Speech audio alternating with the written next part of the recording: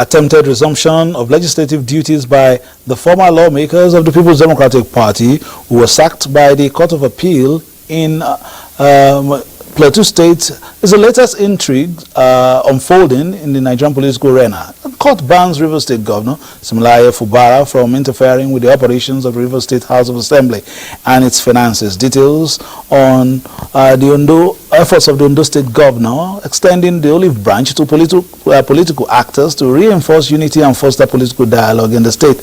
And all these are part of our lineup. Our political update this afternoon. Also, FCT Minister Nyesom Wike blows hot on kidnapping the FCT. He says there will be no hiding place for outlaws. I am Fisayo Ogunfuyi. Welcome.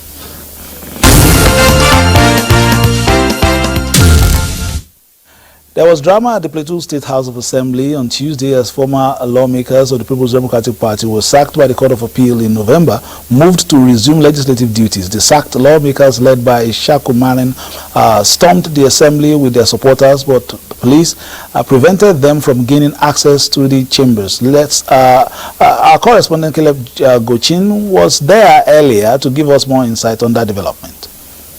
At the old government house, Plateau State. This is where the members of the Plateau State House of Assembly met this morning. And with the insinuations that were ongoing that the 16 members of the PDP, that their elections were annulled by the Court of Appeal will resume.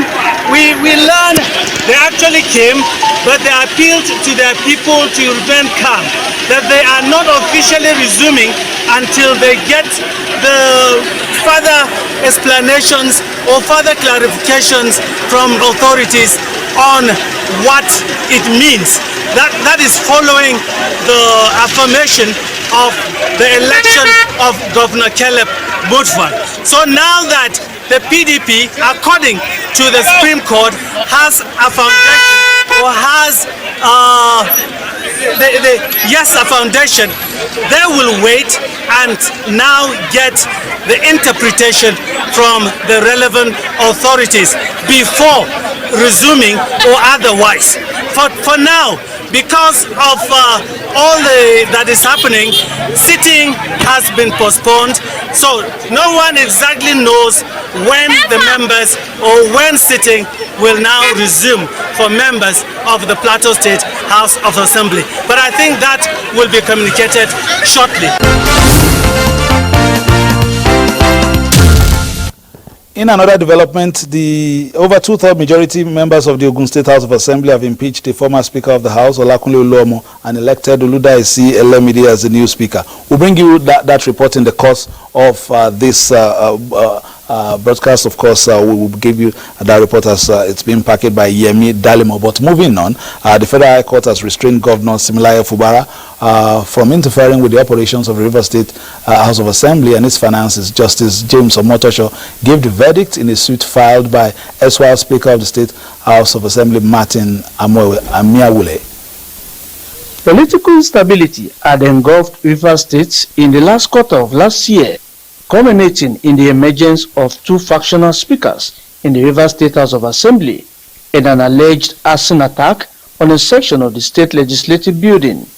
The erstwhile Speaker of the House, Martin Amiawule, in protection of his fundamental human rights and the preservation of the independence of the State Assembly as a separate arm of government, approached the court for the interpretation of certain provisions of the state law and the Constitution. In a landmark judgment, the Federal Court held that some provisions of the River State House of Assembly Establishment Commission Act forbids the state governor or his agents from interfering with the state legislature's operations, its finances, recruitments or employments, as supported also by the Constitution of the Federal Republic of Nigeria, 1999, as amended. Justice Omotosho also restrained the National Assembly from taking over the functions of the River State Assembly in line with the principle of separation of power. The court equally held that conditions precedent for the National Assembly to take over a state legislature were not present in this case. The court observed that after parties had joined issues in the case, Governor Fubara withdrew his pleadings. Therefore, he cannot enjoy any rights in the matter. All said and done, the courts has restated the law as to the separation of powers of the various organs of government. During the period of the crisis in Rivers State, the Martin Awewule faction defected to the APC, prompting a faction led by Edison Heye to take over the activities of the assembly. In a consequential verdict, the court set aside the 2024 appropriation bill purportedly passed by a faction and ordered a fresh proposed budget to be presented to the assembly. All right. In our interview segment today, the Minister of the Federal Capital Territory, Nyesom Wike, says all the relevant security agencies have been engaged to tackle the incidences of insecurity in the FCT. The Minister made the comments during the media engagement. He made the comment during the media engagement with his office with political correspondents, of whom I also attended that briefing. Let's take a look at what he said and some other issues, including some misunderstanding perhaps with the senator representing the FCT.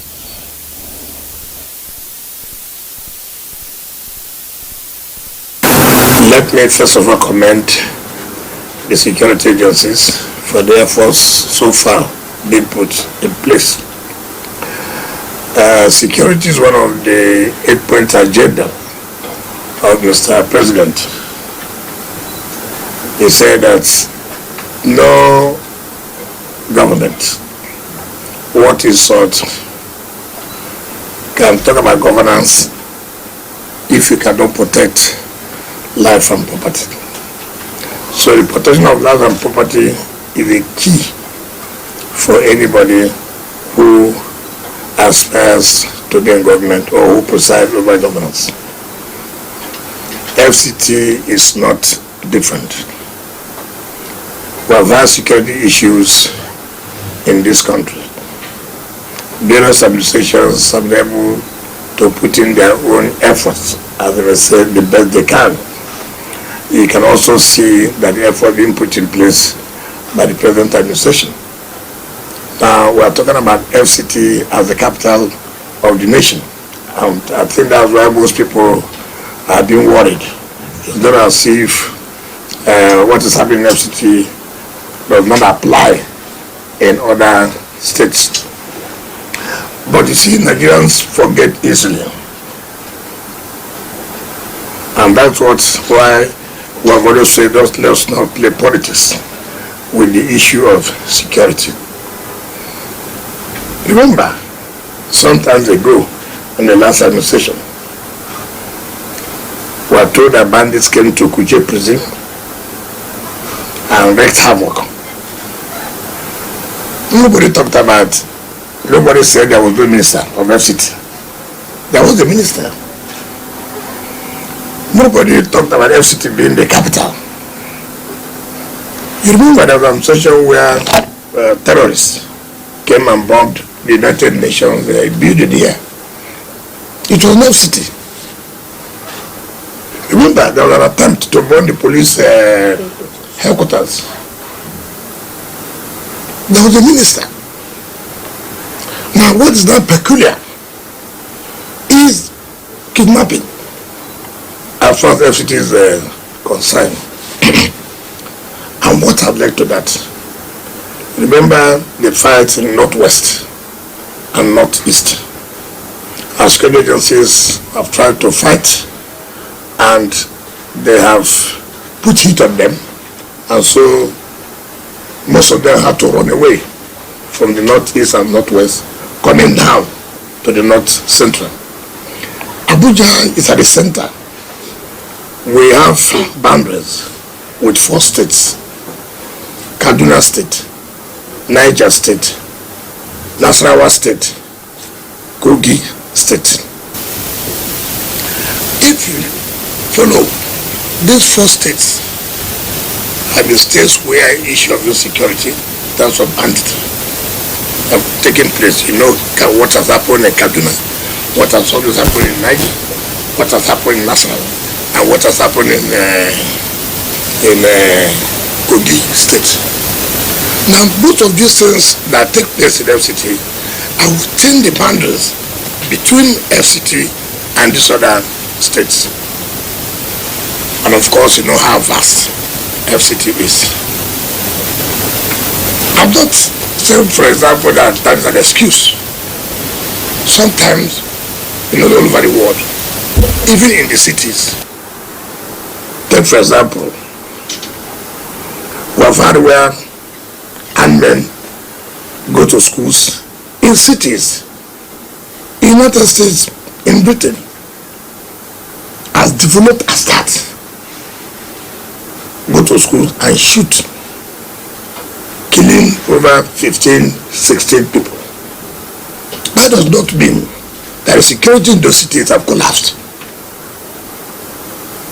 The good thing there is that when it happens, those who perpetrate that crime are caught, and then they are meant to face the wrath of the law. We are not saying here that, you see, because that has taken place in some city, therefore. But we are saying that there's nowhere in the world, no matter how safe that place is, you will talk of that, there's no insecurity. It depends on the degree. So, what we have done in FCT when this thing has taken place was that, what's the mood? How did you do it? We should be able to see how you can give government support. Not when one issue has taken place. You generalize it as if it is a daily occurrence. Nobody's happy that kidnapping is rarely said in FCT. Nobody. But you require the support of everybody. Since that incident happened in Buhari, and we had our first security council meeting for this year, and then the president had to summon service chiefs, the Minister of Defense, and my humble self. That I will not go into details. Of course, it didn't take how many days. Look at the achievements they have achieved. Nobody's talking about that. Nobody has come to commend them. All you hear, security has collapsed. But could it be that people don't know what specific measures have you put in place so that people who go out every day will be sure that, yes, I can confidently step out in FCT any time of the day? Okay, take for example. As we knew we came on board August 21st, 2023. How many months now? If you look at it, say about five months. Remember, FCT does not have its own security outfits, unlike other states. What you have here, a question of federal presence. You have the Brigade of Guards, you have the FCT Police Command. Unlike other states have their own security outfits. In case anything will happen, that outfit is like, this is what you are going to do before you fall back to the command. That does not exist in this place. So many facilities are not provided. You can't believe it. Vehicles to these security agencies are not there. You can't believe it. Equipment to track criminals are not there. When anything happens, they go back to the Office of National Security Advisor or to the police headquarters. Because the senator, you will determine who will be my friend. What kind of country are we in? This man, no, go ahead. I do that with you. Senator, okay. And all of that. Perhaps that's part of what is fueling the anger of the citizens. Who's right? It's my right to say, Joseph, come and follow me out. There's no law that says because you are the senator from that area that you must follow me out. No. Yeah, don't you think it's also important to sit with her in terms of fine-tuning how you can get legislative backing for some of the things you intend to do in the FCT? Okay, fine. That's what I expected. The first time we went for supplementary budget in National Assembly, you know what she did? You don't even ask questions. You are done, and her colleagues, that why are we spending money in gigantic projects? As I define what a gigantic project. Now, a government awarded vice president's residence in 2010 and abandoned the project. Public funds. Now you want us in a city to allow some projects to just stay like that, then it will not be criminals hide that. Or you tell me to go and demolish. I said, look, what is supposed to be done? Complete these projects. If the VP is not going to use it, it cannot be converted to another thing. But not to say, spend money, leave it there, turn to criminal hideout, then tomorrow.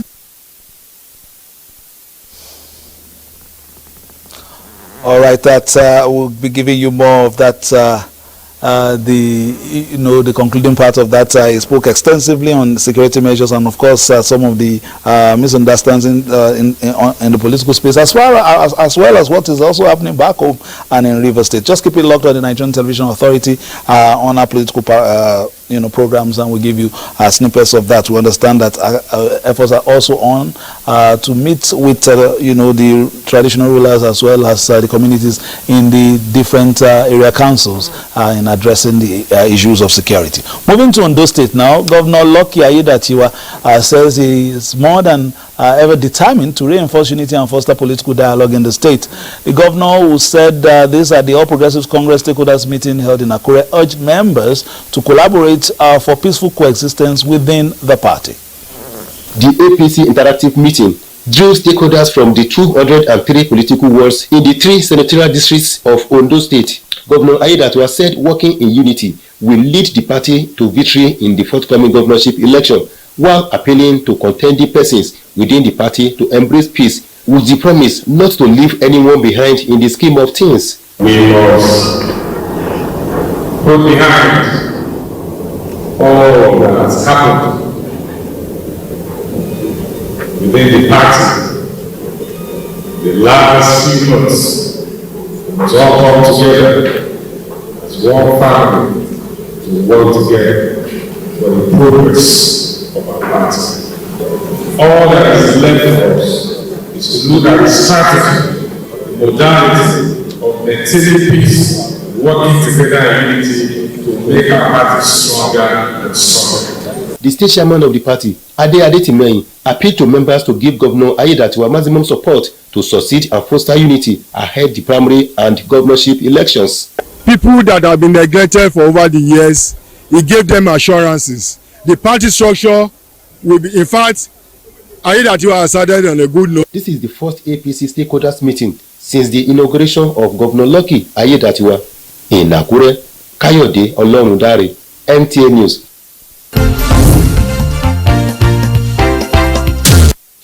Is commending President Bola Tinubu for his decisive action in some alleged corruption issues, citing instances in the Ministry of Humanitarian Affairs and Disaster Management involving some members in government. The youth group believes that the leadership demands placing the right individuals in crucial positions, considering various factors without bias.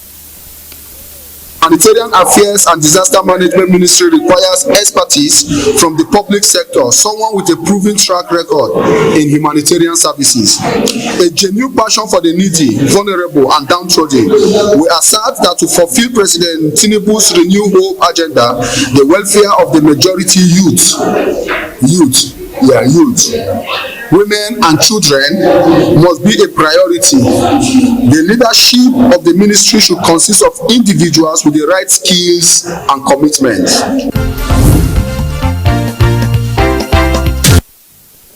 The group commended President Bola Tinubu and urged him to continue with his renewed hope agenda with vigor. Now, concerned Delta State indigenes from the oil-producing communities have asked the immediate past People's Democratic Party governor of the state, Senator Ifeanyi Okowa, to account for how he spent 13% derivation fund accruable to the state within the period he was in office. They also taxed the current PDP-led government in the state to make a difference, having been part of the immediate past administration in the state.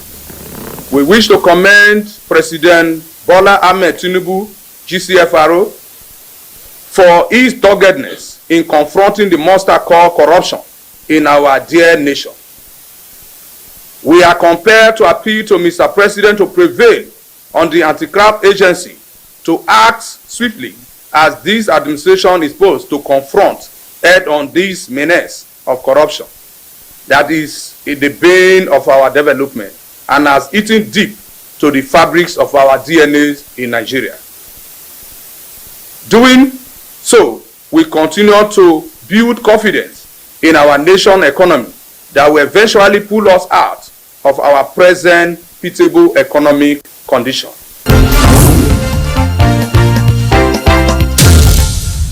And finally, the People's Redemption Party says it is fully prepared for the forthcoming governorship election in Edo State.